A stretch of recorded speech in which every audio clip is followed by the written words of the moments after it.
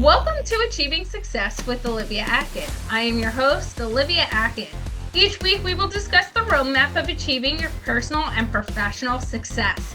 We give you real-life stories on growing personally and professionally to achieve your life and career goals with the help of some top-notch guests. Today, we are speaking with Kash Fadaie. Kash is the founder of Fadaie Insurance. Kash has built an impressive $11 million agency with a mission that goes beyond traditional insurance. He's working to redefine the industry by combining his expertise with a deep commitment to purpose and personal growth. With plans to expand Fadaie Insurance to 1,000 franchises within the next 5 years, Kash's approach is grounded in both business strategy and a dedication to personal empowerment. By blending his experience with spiritual practices like Transcendental Meditation, he's pioneering a new way for entrepreneurs to connect their work with a higher purpose. You can find Kash by going to his website, fadaieinsurance.com, or emailing him at cash@fadaieinsurance.com. Hello, Kash. It's fantastic having you on the show today. It's so good to be with you, Olivia.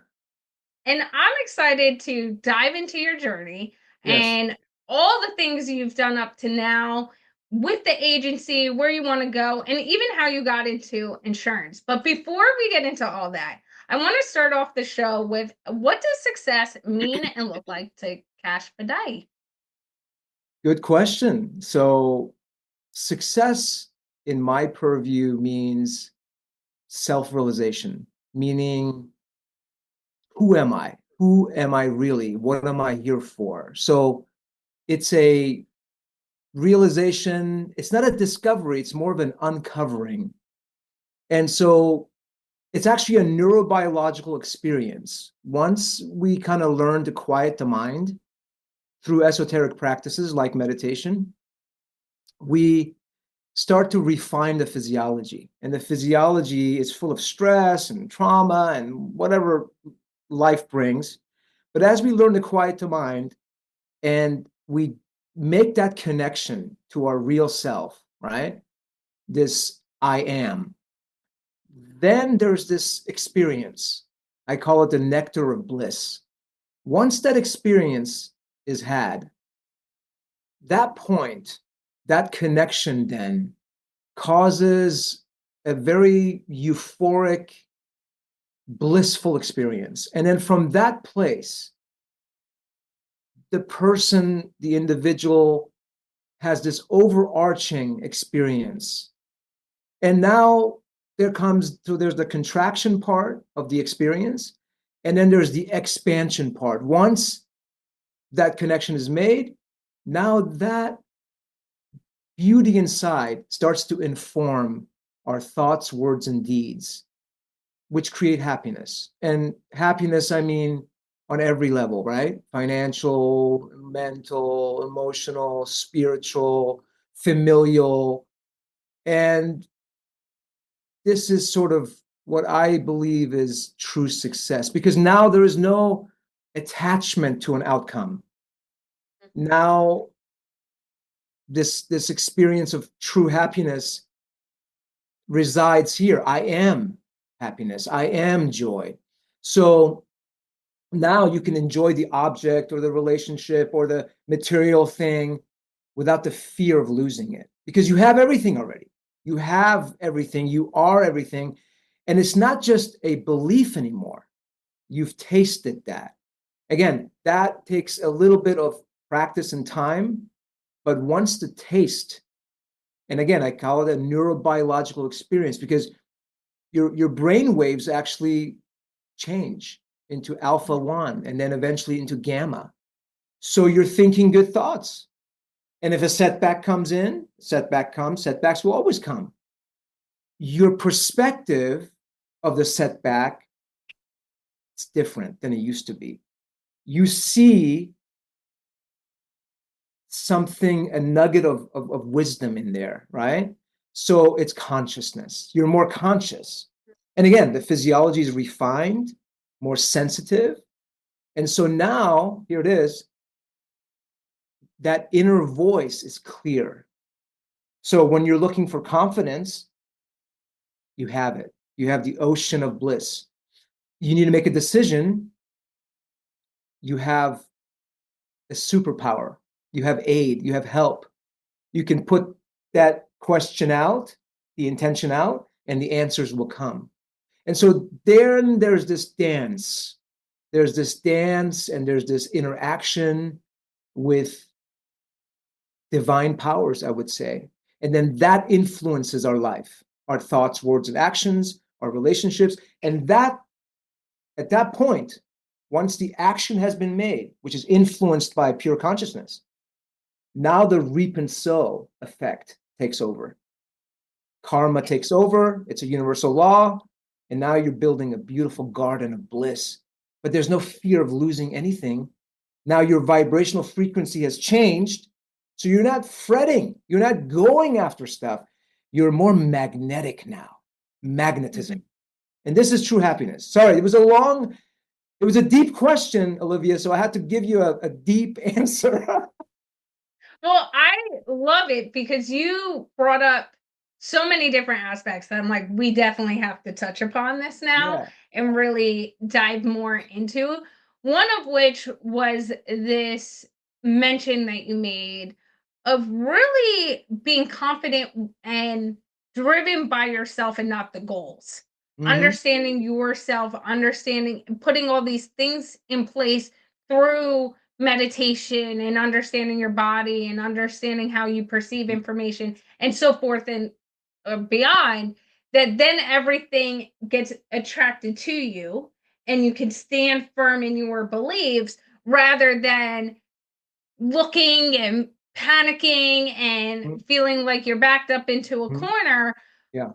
But in that itself, it's also this fraction of so many people look at the end goal and go, okay, this is the goal. And the second that starts to pivot, they become unwavering themselves. They start to lose confidence. They start to go, what am I supposed to do? Should I even do this? Should I like back out and not even touch it anymore?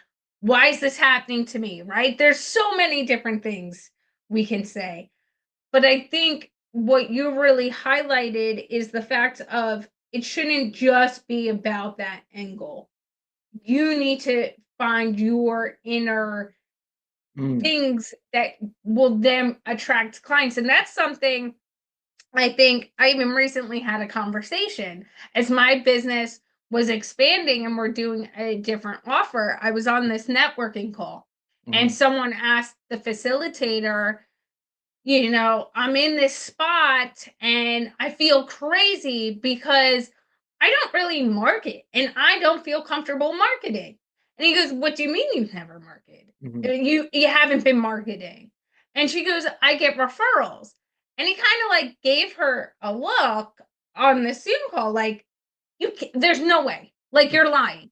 And I jump in and I said, I understand where you are completely because my old offerings, I knew what would help people. I knew what people would connect with. I was on a level where I was safe with that. I was secure in that. I had faith. I put this energy out there. And all my clients have been referrals up to this date. And I said, you're not crazy.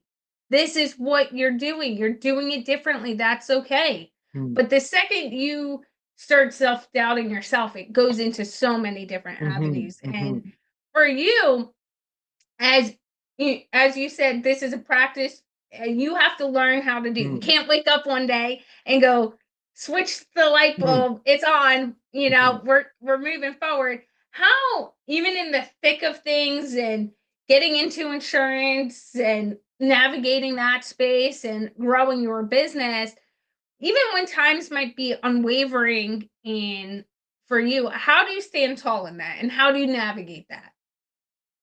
Beautiful, very beautiful. What we have to, so in my humble experience, what needs to happen is that we go beyond the subconscious. See, the subconscious is based on motivation, but motivation can come and go. You go to a motivation seminar, you're pumped up, you're excited, and you go out to the world, and then you try to integrate that. That's great. It's beautiful. But unfortunately, certain familiar spirits come in and setbacks come. So again, that's dealing with the subconscious, and that's not deep enough. So what I submit is that we go to the superconscious. We transcend, and through the practice of meditation, of course, if you ask any tradition, meditation is like that staple technology. But through meditation, the individual has to really go to a physiological level of rest, right? So once we show the physiology that there is a deeper rest than sleep, there's a deeper rest than REM state, then the mind, which is always jumping around like a monkey, that's what it's looking for, by the way. The mind is looking for happiness. Everything that we do every day, we toil every day. What is it for? Because we have an image of happiness, and if I get to this, I'll be happy. So the mind is always meandering, looking for happiness. So what I suggest is this. Once we show the mind where true happiness is, because that's what it's looking for, happiness. It's kind of like, picture a monkey, right? And the monkey is jumping from tree to tree, branch to branch. It's always thinking about what to do next. Our goal to get to that clarity that you're talking about is to train the mind to settle down. And the way we do that is with a banana, okay? It's a metaphor. And the banana is something that the monkey will be curious about. It's like, oh, what's that? What's the banana? And that banana is the practice of meditation. It's a mantra, it's a word, it's a sound. It doesn't have a meaning, but it has a vibrational banana scent, let's say. And so we give the monkey the banana, and the monkey starts to go, okay, wait a minute, I'm interested in that. So instead of being out there, it starts to funnel in. And then we allow the mind to settle during the practice of meditation. And then what happens, Olivia, is the mind settles down so deeply that it goes between the thoughts. There's a gap between thoughts. And it finds a way, because it's like, oh, wow, that's pleasing. And eventually it slips into this place, okay? Once it slips into this place, and it takes a little bit of practice, then the physiology is fully rested. Here it is, fully rested, deeper than REM state, but fully alert at the same time, okay? So it's a paradoxical experience. Fully rested, fully alert. This fully rested, alert state is where the mind is really stoked. It's like, where have you been all my life, right? There you are. It's, oh, yeah. So here's what happens. Once that experience, that rest comes, then the physiology goes into the parasympathetic system. So it goes away from fight, flight, freeze, and the neocortex and all the hemispheres of the brain start to have coherence. And so the mind and body now is in this beautiful state of peace and clarity. Now, come out of meditation, we go out into the world. So then we integrate that physiological experience, right? So this oscillation of going back and forth, inward and outward, eventually in the outward stroke,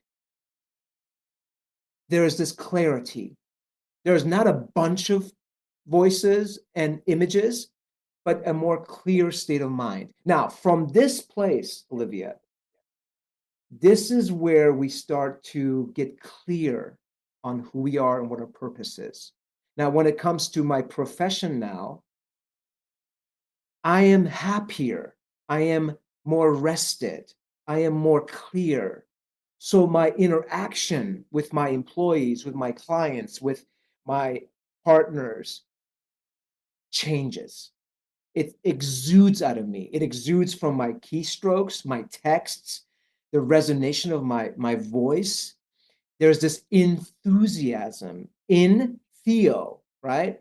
In joy, right? So now what I'm saying, what I suggest is that now, since my vibration has changed, I'm happier, more settled, more calm, more peaceful, more dynamic, more creative. The person working with me senses that. And that interaction is 300% better than it used to be. And more opportunities come. And we invoke, lastly, I call it the laws of nature. We invoke, people say, oh, you're so lucky. No, luck can be increased by virtue of getting clear on who we are, which is, I am happiness, I am joy, I am love. That vibration then causes luck to increase.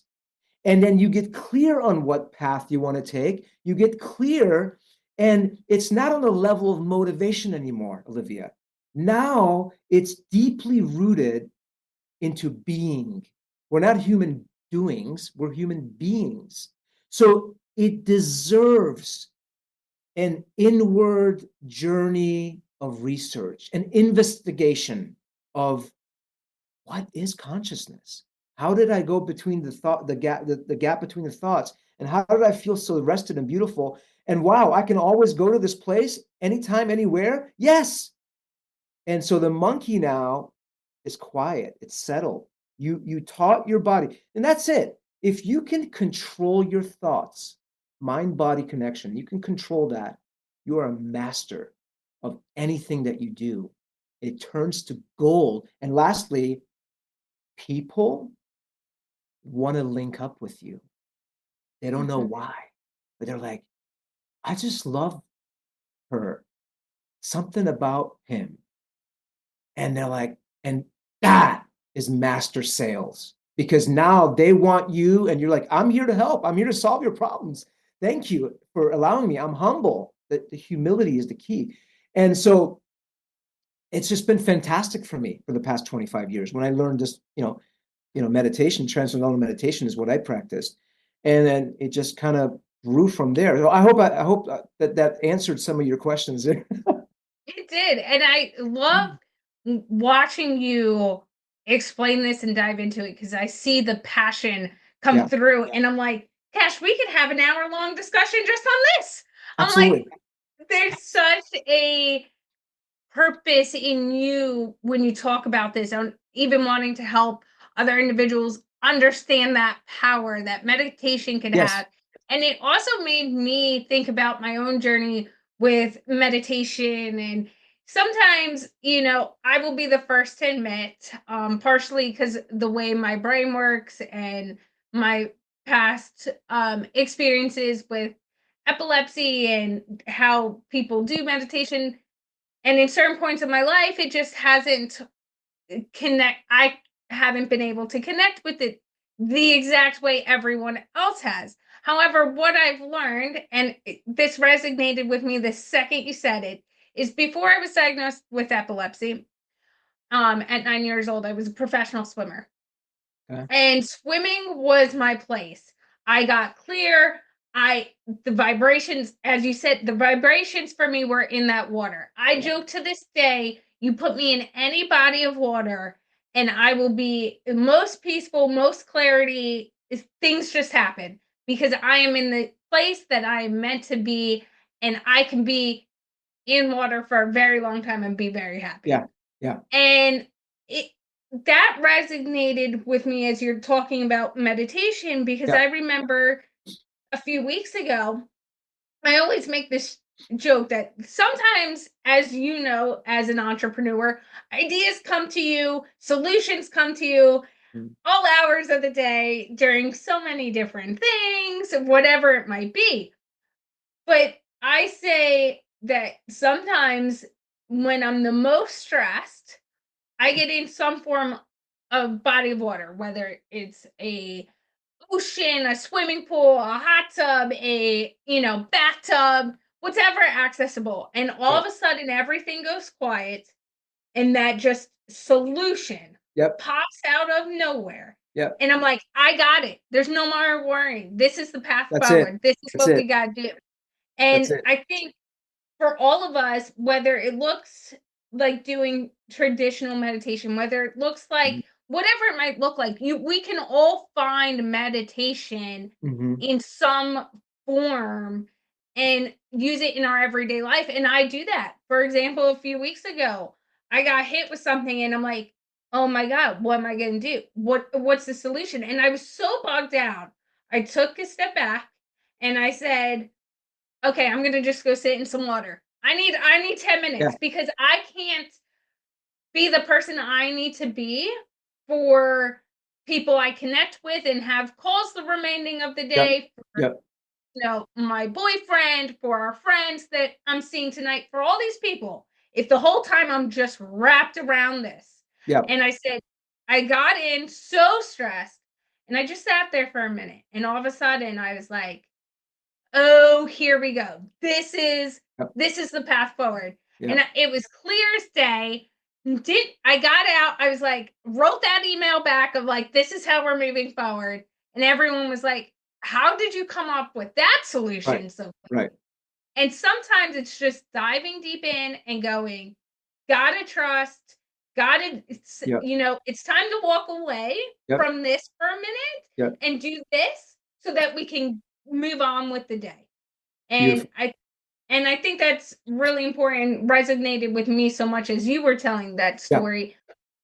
I want to go dive into more of the insurance side of Sure. your journey Sure. because you even brought up how that meditation and different things you've done in your career path has helped you where you are today Yep. and really giving you that purpose and passion.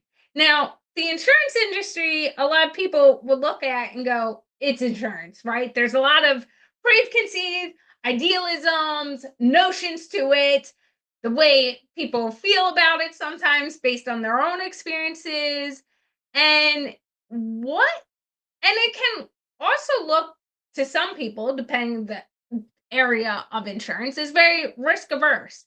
How have you approached navigating the insurance industry and how did you even get into insurance? Absolutely. Yes. Well, insurance is the least sexiest subject, isn't it? Um, like you said. Um, well, first of all, the way I got into insurance was it was really just process of isolation. Okay. I started a business when I was 13. I always wanted to be a businessman as a kid. Being from a Persian family, everybody expects you to be a doctor or a lawyer or engineer, and I didn't want any of that. I wanted to be a business guy. So started my first business as a teenager, and I had several other businesses after that, all the way through high school and after high school. But I mean, I was in the car business, I was in real estate, and I learned from every step of the way. And I learned from everything that I endeavored. But insurance was just like I didn't even know what it was. Most people don't know, and I was like, "What is this all about?" I was great at sales because I love people. So in 2004, I just looking through an ad, and they were hiring for an insurance agent. So I said, "Heck, I'll give it a try." So I tried it out and got my licenses and whatnot, and I did very well in it.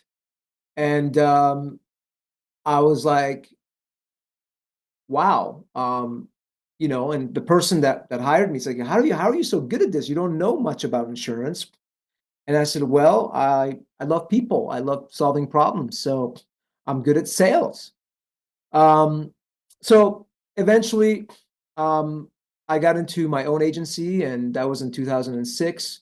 And then I grew it from there, and we're in 2024 now, and I'm still doing it. But insurance is very noble work, and I'll tell you why. Once you go from the word insurance to the word assurance, you'll understand what I mean. Insurance is just intellect. It's here's a policy, you got to have it. I got to have it for my loan. I got to have it for my car has to have it. But once we switch over from insurance to the word assurance, then you understand what I mean by nobility.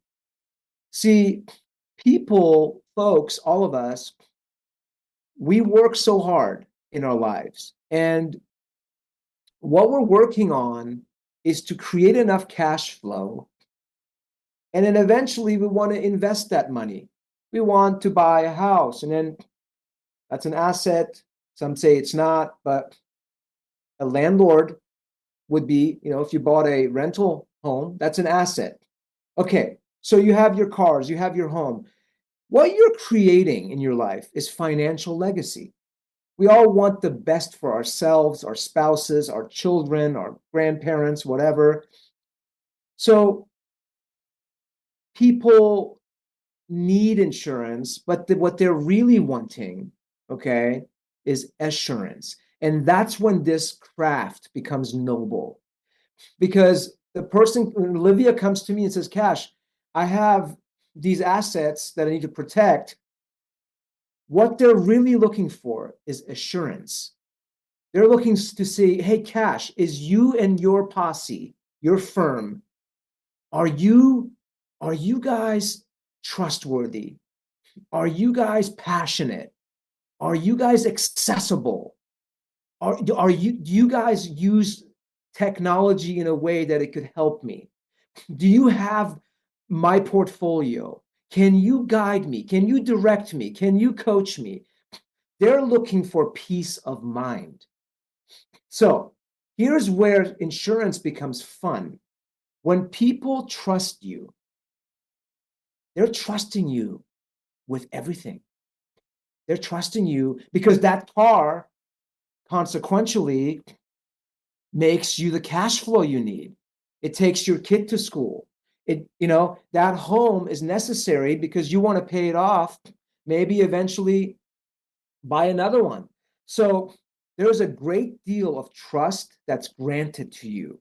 So then when that is then experienced, it's really empowering. And people look to you for answers. And because I'm a broker, I have different carriers that have different appetites for risk. I can place a client who says, hey, I just started a business, Kash.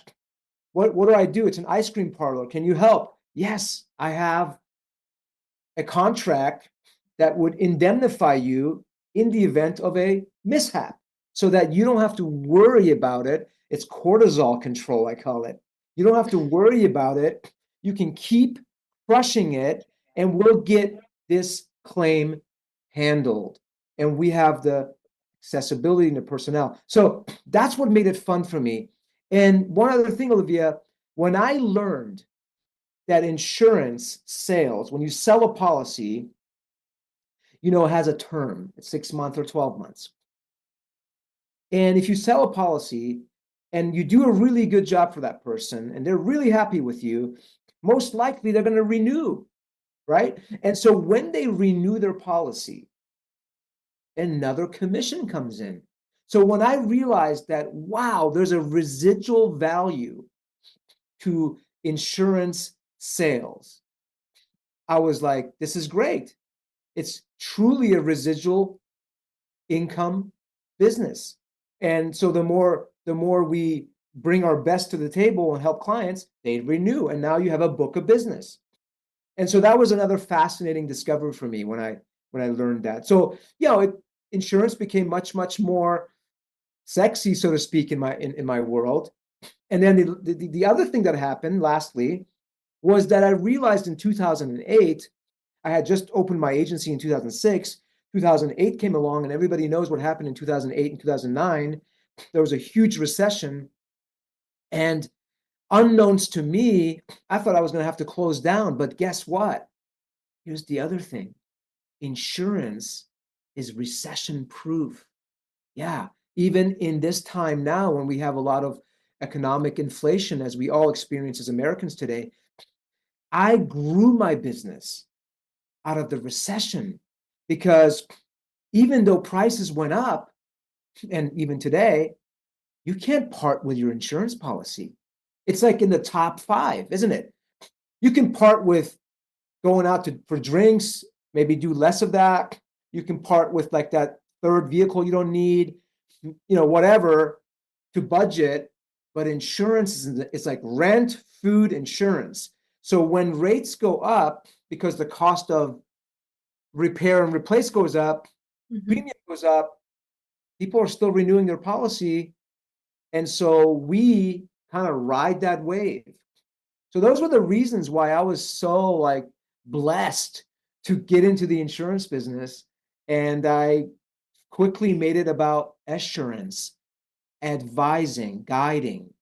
And so that's what's so fun about it. That's why I call it very noble type of work. And I enjoy it every day. And I feel like I just got started, actually. I've been doing this for 20 years. I think I can do it for another 100 years easily. And I have the energy because of my meditation practices and exercise to continue my enthusiastic zeal and fervor and passion. So there you have it. I love that idea as well. And when I say idea, I mean you going, okay, insurance might, as you said, is not a sexy word to most, right? It's a word that can be confusing. It's a word that can be daunting. It's a word that can make people uncomfortable because there's a lack of understanding. Yeah. There can be so many things connected to it. But your position on it and saying it's more about assurance, I think it hit the nail on the head with that one. That is what everyone is looking for. Yeah. We all just want to feel confident, not only in the decisions we make, but the people we trust. And there's not anything more important to impact wealth management, growth, any of that than the people we trust with helping us make those decisions when we don't have the information to make it a full decisions ourselves.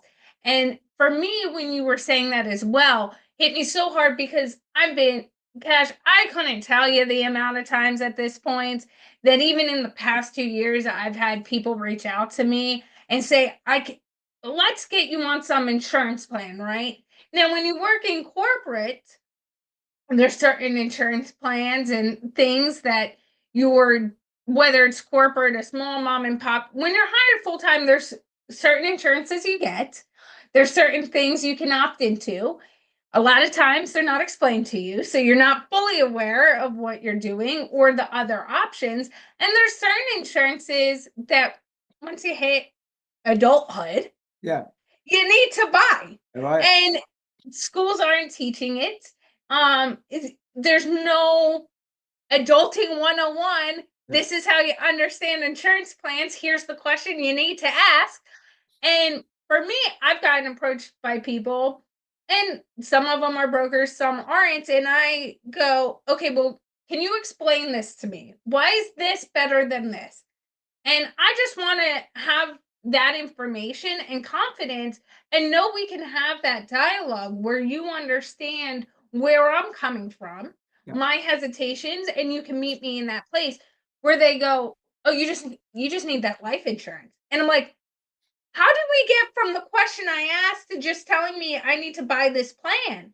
Or, that isn't even where the question stemmed. And you start to go, are you trying to assure me that I'm making a right decision? Or are you willing to not talk to me unless I do this? And one of the things you highlighted is really that education piece and having those informed decisions that I think is so notable because a lot of times that's the piece that's missing is if I come to you and I'm not asking for life insurance, though that might be what I need. I need you to connect the dots for me between The question I'm asking him what that means and what is being offered and why I need to buy into that. And that trust gets lost along the way so many times. Absolutely. Absolutely. Yeah, absolutely. And I find it that in my experience, I find it that it's better to be centered. It's better to listen. Don't talk over the client, and really set that frame in the beginning of the conversation. Find a connection, listen very closely. And then the second thing that really works, because remember, insurance is very abstract and it's very much, remember, insurance is in the head, assurance is in the heart. So here it is. So in the beginning, it's intellect, assurance is intelligence. So after listening and connecting, what I do with clients is I speak with illustrations. When I encourage a client to think about what could happen in the event of this possibility, and I help them with a mental image, like I help them turn on their monitors. It's like, oh, and once they start seeing what I'm talking about, not just hearing it, but seeing it and hearing it, then in that illustration of if this would happen, now we've got assurance. Like, oh, you connected with me. Okay, what do I need for that then? Okay, well, now we can. So it's the setup. Oftentimes people go straight into this is the policy you need, and it's like the person is still in the head. It's insurance still. We got to get from insurance. Like an 8 to 10 inch, journey. We got to get from insurance to assurance, heart-centeredness. And then there's trust. This person connected with me. I feel dignified. I feel respected. I love. Okay. Then once the trust is there, now it's like, okay, here's the nitty-gritty. Okay, Kash, I trust you. Let's do it. That sounds good. Awesome. Any more questions? No, I think this is what I need. I'm so stoked. I'm happy. Now you got a customer for life. That's it. And now the word of mouth goes crazy. Goes crazy. It's like a great restaurant, right? You go there and they're consistent. You tell everybody. Could be a hole in a wall, doesn't matter. But I always tell agents, it's the beginning of the conversation. You got to set it up properly. And how do you do that? Well, you got to love yourself first too. That's why I say you got to do the practice in the morning. You got to do the practices. You got to, like the place when you go to the water and you feel that dynamic energy come, Olivia, that's it. Now, the key is be consistent with that, right? Do that daily as a routine and be a disciple, be disciplined. Then that experience in the water or that experience of samadhi, that experience of the zone, whatever you want to call it, many, many names, that becomes stabilized. Now you exude it. So that frame set up in the beginning of the intake, so much easier. And the person connects with you, and that's it. And you have love, then you have assurance. Now everything goes great. Now you get more business. Now you're growing your book. Now you're happy. Great. So I call it, there's a vicious cycle and there's a delicious cycle. Let's all get on the delicious cycle, because the vicious cycle ain't doing nobody no good. As someone who loves food and sweets, I love how you just made the delicious Yes. cycle aspect of that. I was like, oh, that's impactful. That's powerful. Yeah. So for you, let's dive into that a little bit more. I know we're getting towards the end, but I do want to cover this because I think this definitely needs to be touched upon. What does the delicious cycle look like? Oh my gosh. Such a beautiful question. The delicious cycle, Olivia, it's so rewarding.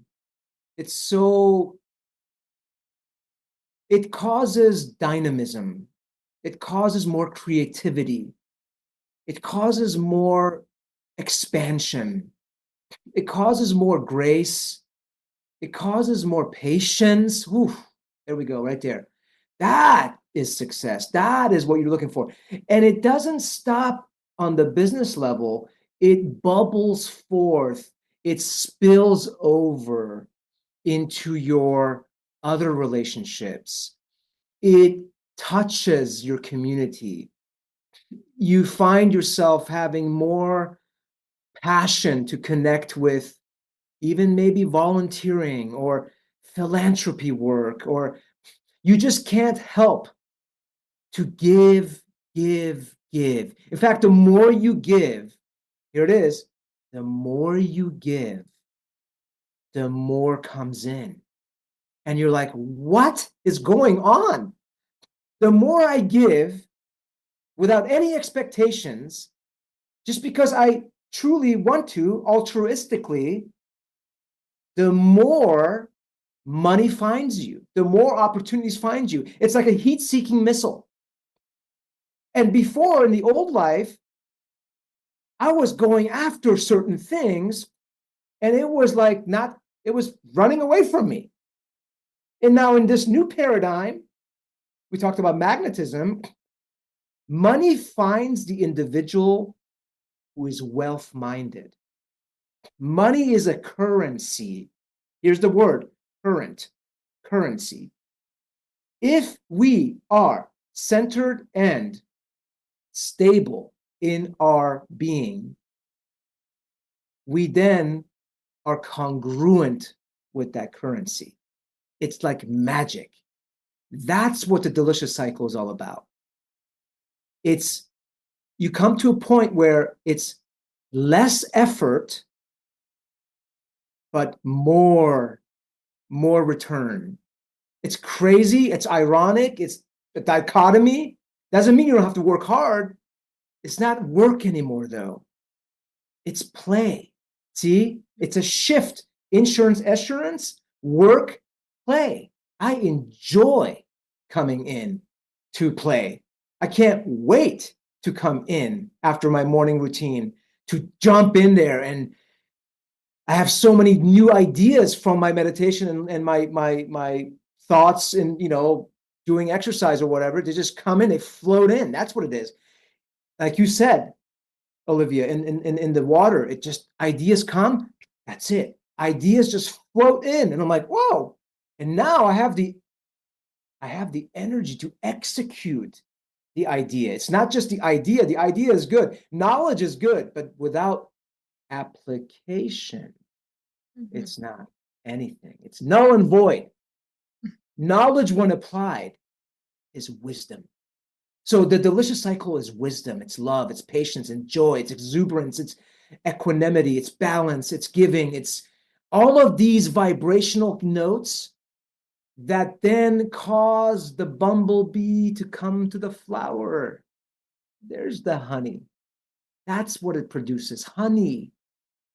It's that, and it's beautiful. And it just, here's the last thing, because I could go on about this, Olivia. It's the best part. It's infinitely expanding. It doesn't stop. It's like too good to be true almost, but it is.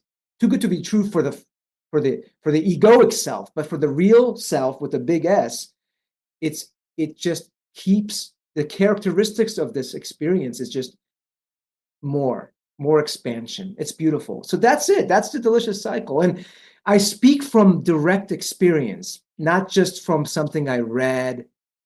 I live this, and that's why I'm so excited to share this with your audience today, and you. And I'm so grateful to be with you. Thank you. Well, thank you, because you have shared, this time has flown by, and I'm like, we could talk more about the delicious cycle. I feel that could be its own thing. I think we can talk more of the power of self and self-discovery so much. I feel like we could talk more just on the insurance industry. I feel like we just had a time together where we only hit the surface Yeah. of so many important topics. Totally. But I appreciate your time so much. Cash, how can people get in touch with you if they want to connect with you? Oh my gosh, so easy nowadays, right?